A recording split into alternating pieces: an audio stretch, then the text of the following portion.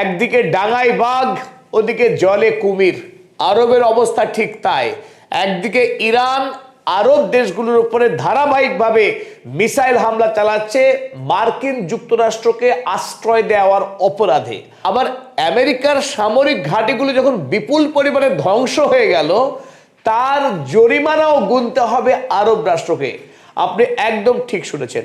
এই কথা খোদ ডোনাল্ড ট্রাম্পের প্রেস সেক্রেটারি ক্যারোলিন লেভিট তিনি হোয়াইট হাউসে সোমবারে দাবি করেছেন যে বিপুল পরিমাণের ক্ষয়ক্ষতি হয়েছে আমেরিকা যুক্তরাষ্ট্রের এই ইরান যুদ্ধ লড়তে গিয়ে মধ্যপ্রাচ্যে।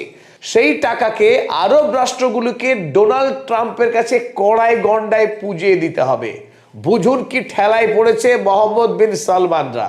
আমেরিকা যুক্তরাষ্ট্রকে দেশে ডেকে এনে সামরিক ঘাঁটি তৈরি করতে দিয়ে আরব রাষ্ট্রগুলো যে কি বিষম বিপদে পড়েছে তা এখন হাড়ে হাড়ে টের পাচ্ছে। ইরান এখনো পর্যন্ত তার সামরিক আক্রমণ বন্ধ করেনি মধ্যপ্রাচ্যে। অপরদিকে ইতিমধ্যেই ক্যালকুলেটর নিয়ে বসে গেছে হোয়াইট হাউস, মধ্যপ্রাচ্যে তাদের কত টাকার ক্ষয়ক্ষতি হয়েছে, আর সেই দায়ভার এবার চাপতে বসেছে এই পারস্য উপসাগরীয় আরব রাষ্ট্রগুলোর উপরে।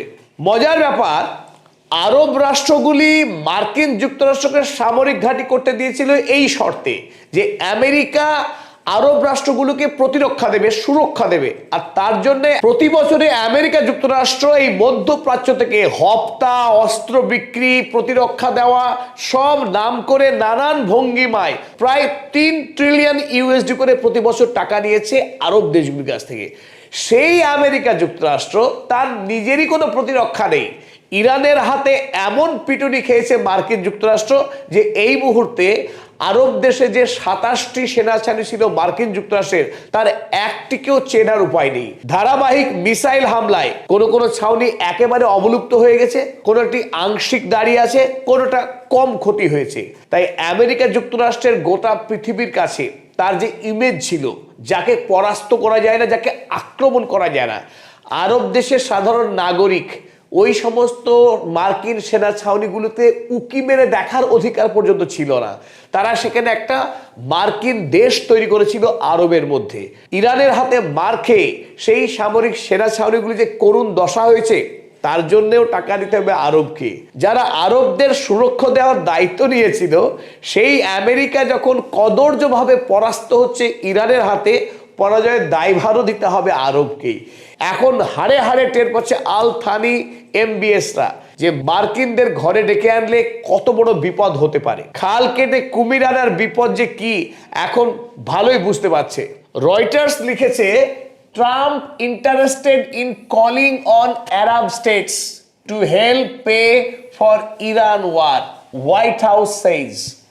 ইরান যুদ্ধের সমস্ত ক্ষতিপূরণ আরব রাষ্ট্রগুলোকেই দিতে হবে, এই কথা খোদ হোয়াইট হাউসের দাবি, ডোনাল্ড ট্রাম্পের দাবি। এখন বুঝুক ঠেলা আরব রাষ্ট্রগুলো। আর ক্ষতিপূরণ কত দিতে হবে? তার নিদেন পক্ষে 1 ট্রিলিয়ন ইউএসডি, ভারতীয় টাকায় 1 লক্ষ কোটি টাকা। আর বাংলাদেশি টাকায় বলবো 1,60,000 কোটি টাকা আরব বাদশাদের এবার দিতে হবে ডোনাল্ড ট্রাম্পে, কারণ সে যুদ্ধে মার খেয়েছে। ডোনাল্ড ট্রাম্প মার খেলেও টাকা গুনতে হবে আরবকে। সত্যি অসাধারণ চুক্তি করেছে আরব বাদশারা, তাদের ধন্যবাদ নিশ্চয় দেবেন। আপনাদের প্রত্যেকের আরব বাদশাদের অনেক করে ধন্যবাদ দেওয়া উচিত। এই কারণে যে বাংলাদেশে যে সমস্ত সাধারণ মানুষ কাজ করতে যায় আরব দেশে, তাদেরকে মিসকিন বলে গালি পড়া, তাদেরকে নিদারুণ অত্যাচার করা, সেগুলো তো করেই, কিন্তু মার্কিন যুক্তরাষ্ট্রের কাছে আরব বাদশারা সত্যিই উদার, তাদেরকে প্রচুর পরিমাণে দান করতে ভালোবাসেন। আল হাবিবি আল হাবিবি। আরব দুনিয়ায় মার্কিন যুক্তরাষ্ট্র বিশ্ববিদ্যালয়ের ব্যবসা ফেদে যে বিপুল পরিমাণে টাকা মুনাফা লুট করে, সেই মুনাফা যাতে আগামী দিনে না করতে পারে আমেরিকা, তার জন্য এই মুহূর্তে ইরান টার্গেট করেছে আরব দেশের মার্কিন বিশ্ববিদ্যালয়গুলিকে। ইরান যেখানে বিনে পয়সায় দেশের মানুষকে পড়িয়ে বিশ্বমানের বিশ্ববিদ্যালয় তৈরি করেছে, এবং ইরানের অধিকাংশ মেয়েরাও যেখানে বিজ্ঞানী হওয়ার দুঃসাহস দেখাতে পারে, সেখানে আরব দেশের ছাত্রগুলোকে প্রতি বছর আমেরিকাকে বিলিয়ন বিলিয়ন ডলার টাকা পে করে পড়াশোনা করতে হয়। এই পুরো বিষয়টা যে মেকি, তা আরো একবার চোখে আঙ্গুল দিয়ে দেখিয়ে দিয়েছে ইরান, বর্তমানে যে যুদ্ধ চলছে আমেরিকার সঙ্গে, সেই যুদ্ধে ইরানের বিজ্ঞানীরা তাদের দেশ